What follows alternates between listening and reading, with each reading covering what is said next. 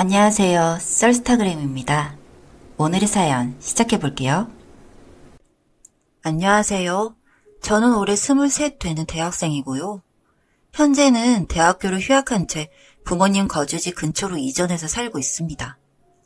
고등학교 때부터 쭉 기숙사 생활을 하다가 자취하려니 힘든 일이 이만저만이 아니더라고요.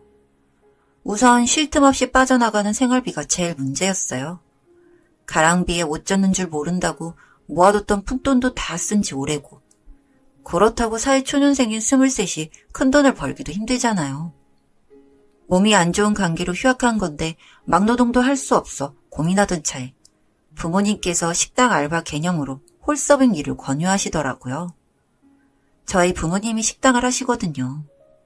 서로 상부상조하는 거고 손해볼 거 없는 장사니까 저도 승낙했습니다. 벌써 부모님 식당에서 일한 지도 반년이 다 돼가네요.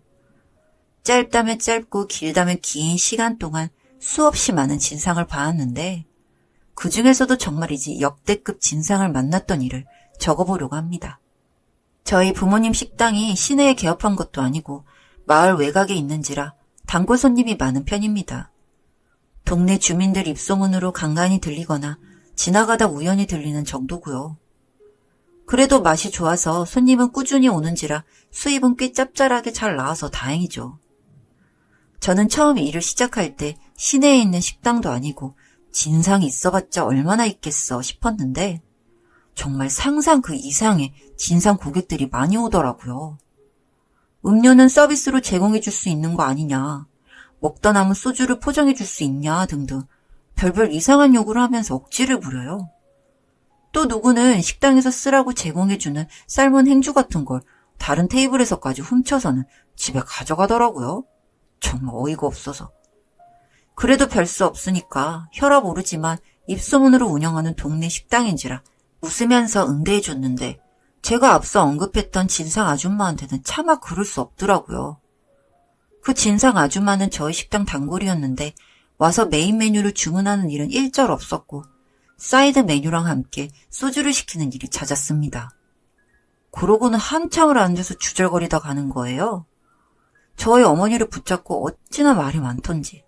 참, 저희 어머니도 거절을 잘 못하시는 성격이라 사람 없고 한가할 때는 웃으면서 그 아줌마 얘기를 다 들어주는 거 있죠?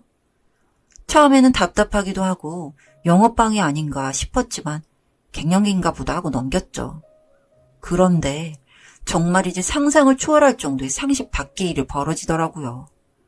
그 아줌마가 어느 날 식당에 찾아와서는 엉엉 울면서 다짜고짜 재워줄 수 있냐는 겁니다.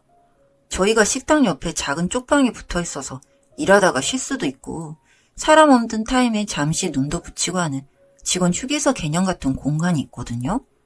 거기서 재워줄 수 없냐고 묻는 거예요. 저희 어머니는 놀라서 자초지종을 묻는데 그 아줌마가 옳거니 하고는 더 큰 소리로 통곡을 하더라고요. 손님들 식사하시는데 방해되게 말이죠. 아줌마 입장에서는 나름 저희 어머니랑 친하다고 생각한 모양이었어요. 그 아줌마 하는 말이 뭐냐면 남편이랑 싸웠는데 남편이 자꾸만 손찌검을 한다. 남편이 밥 안 차려줬다고 화를 내서 싸웠다 등등이 있어요. 저도 사연만 듣고는 딱하다 생각해서 별소리를 안 했고 어머니도 측은지심이 들었던지 자고 가도 된다 허락을 하시더라고요. 그렇게 그 아줌마는 거의 2주 가까이 저희 식당에 눌러 붙어서는 돈도 안 내고 냉장고에서 스리슬쩍 술을 꺼내 마시는 등 정말 부릴 수 있는 진상은 다 부렸습니다. 그 아줌마 남편이 식당에 찾아왔을 때 저희 어머니가 고기 구울 때 쓰는 가위를 들고서는 자해를 하겠다 소동을 부리는가 하며 다른 손님이 계신 테이블까지 들리게끔 엄청 큰 소리로 노래를 부르더라고요. 박치에 음치에 정말 소음공해가 따로 없는데 말이죠. 그래도 저희 부모님과 저는 남편한테 상처받아서 힘든가 보다. 조금만 보듬어 주자 생각하며 참았는데 참 어이가 없게도 알고 보니 이 아줌마가 자기 유리한 쪽으로만 말하는 사기꾼이었더라고요. 내연남이 있었던 거죠. 남편이랑 싸운 이유도 다 지어낸 거였고 사실은 자기가 먼저 바람을 피워놓고 남편한테 이혼하자 했더니 싸움이 난 거였더라고요. 게다가 내연남은 저희 부모님이 종종 들리곤 했던 세탁소 남자였고요. 어머니께서는 그 아줌마한테 왜 거짓말했냐고 화를 냈어요. 덧붙여서 나갔으면 좋겠다고. 이제 집에 돌아가 달라고 했어요. 그런데 그 아줌마 처음에는 꼬리 내리더니 며칠 지나니까 또 슬그머니 눈치 보면서 식당에 오더라고요. 그 아줌마 때문에 영업도 힘들고 손님들한테도 민폐인데 뭐 역적 내면서 쫓아낼 수도 없게 온갖 불쌍한 척은 다 하는 거 있죠? 그래서 정말 답답하고 힘든 나날이 이어가던 중 그 아줌마의 남편이 다시 찾아왔어요. 미안하다면서 말이죠.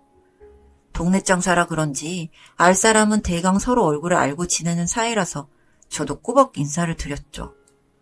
그 아줌마는 눈을 휘둥그레 뜨고 남편을 위아래로 훑어보다가 비웃더라고요. 특유의 썩은 미소를 지으면서요.